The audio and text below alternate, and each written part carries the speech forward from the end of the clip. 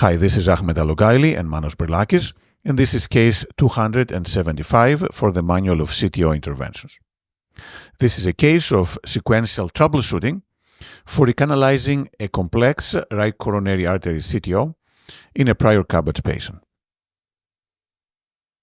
The patient was a young gentleman who presented with severe angina. He had CABG 6 years prior, normal EF, inferior ischemia, and an occluded right coronary artery, the native but also occluded saphenous vein graft to the right.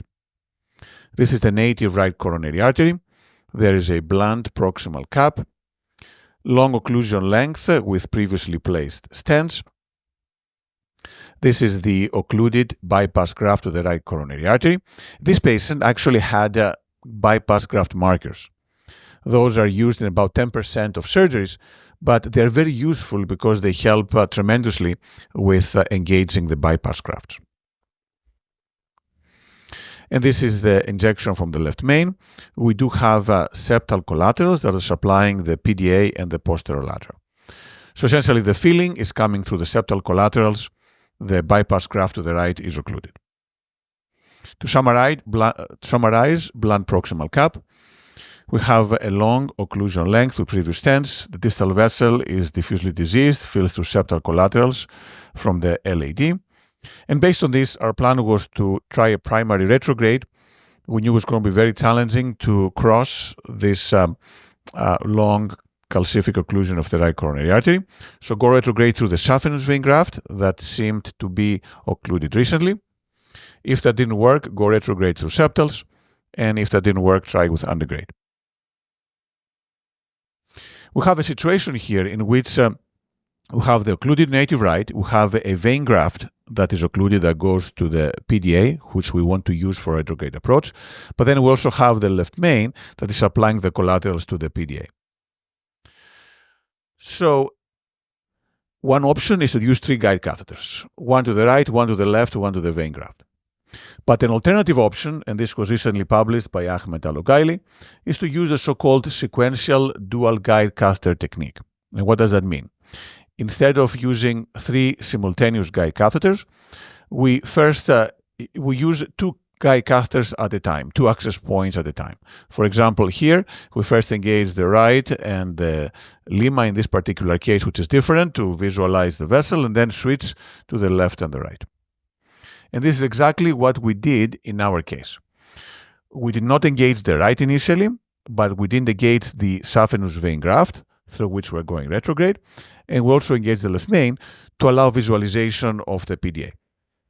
Fortunately, it was very easy to cross this vein graft with a Gladius Mongo guidewire, and we confirmed that the wire was in the distal true lumen, injecting from the left.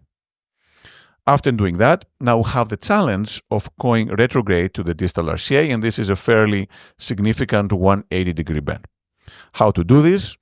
There are different ways, but in our case, we used a Sasuke dual loop microcatheter along with a polymer jacketed soft wire, a Sion black, and by doing that, we were able to advance the Sion black retrogradely to the distal right coronary artery. After doing that, we delivered the microcatheter, and we did a tip injection showing the occlusion of the PDA. Next, we used various wires, including a Gaia Next 3, trying to puncture the distal cap, but unfortunately we had difficulty. We were unable to puncture.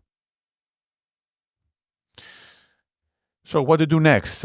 We now have our catheter into the PDA, so we no longer need the visualization of the PDA from the left. So we took out the left main guide, and now we inserted a guide, an Amplatz guide, to engage the right coronary artery. And then we try with Antegrade crossing attempts, with polymer jacketed wires, as well as with stiff tip guide wires, Hornet 14. And we made some progress, but unfortunately, we could only go up to the middle part of the right coronary artery. So what to do next? We decided to get back to the retrograde. We did use again the Gaia Next 3.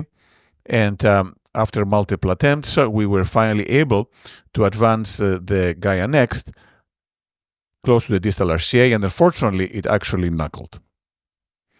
After doing that, the microcatheter was delivered to the distal right coronary artery, Gladius Mongo guide wire, and then with forceful pushing, the knuckle seems to advance to the course of the right. And this is an example of a traveling knuckle where the knuckle moves all together and goes to the distal right coronary artery.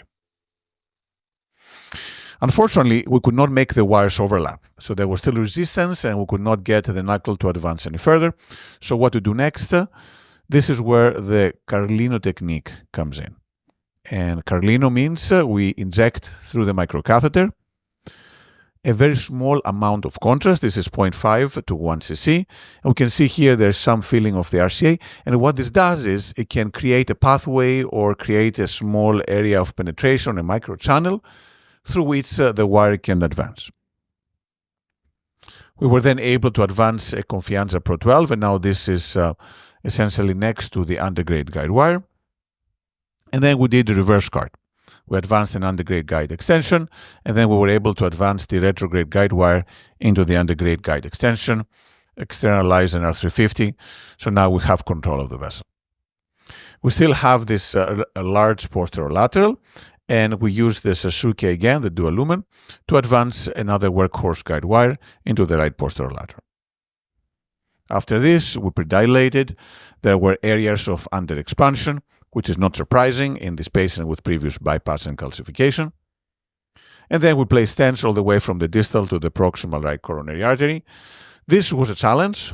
So we injected. We likely had pressure dampening. We did not realize. And unfortunately, we now caused a dissection that propagated proximally, causing an aortocoronary dissection. So what's next?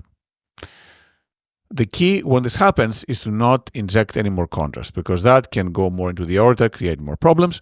The key is to maintain wire position and then place a stent essentially to cover all the way into the ostium, into the aorta. So that's what we did. There's another drug-eluting stent, and essentially we're going all the way inside. We're not injecting anymore in the coronary. This is just non-selective injection in the aorta, just to confirm that we're covering the ostium of the vessel. And after doing that, we now have a nice result. The ostium is covered. We do have good flow in the RCA, both in the PDA as well as the right posterolateral. And once again, this was an example of the sequential dual guide technique. We used initially injection from the left main and the vein graft, and then the injection from the vein graft and the right coronary artery, 2 access points instead of 3. Several lessons from this case. The first one is that occluded vein grafts can be used successfully quite often for doing the retrograde approach. The typical approach for crossing those is to use a polymer jacket wire like the Gladius or the Pilot 200, and this was successful in our case. Number 2 is the sequential dual guide technique instead of having triple access.